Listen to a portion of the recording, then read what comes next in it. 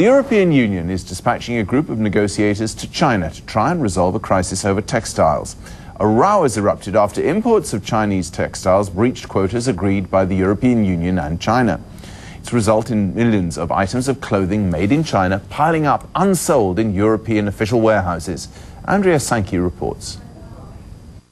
Summer clothes will soon fade with the season, but shoppers in Europe might find little to replace them if tens of millions of garments now impounded at EU ports aren't distributed to retailers soon.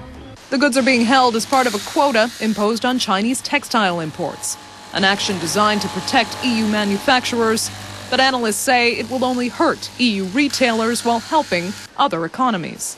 Retailers will shift their production from China to other low-cost countries in the Far East, because the European consumer is not going to pay higher prices. Swedish retail giant Hennes & Mauritz says it will increase production in India, Bangladesh and Cambodia. Not exactly what the European Trade Commissioner wanted to hear.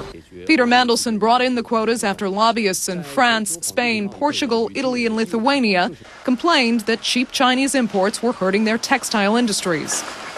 So while large retailers find ways to circumvent the restrictions, analysts say smaller retailers can't afford to reorder, and if they can't get their supplies released, they could go out of business with little or no legal recourse. Court action in a case like this is a very high-risk venture. I think that it's unlikely that anyone's going to succeed in court.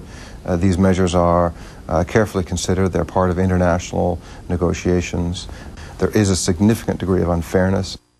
With goods still impounded, it's an unfairness that shoppers and retailers will have to wait for judgment on. They can only hope a team of EU trade negotiators will resolve the blockade when they travel to China later this week.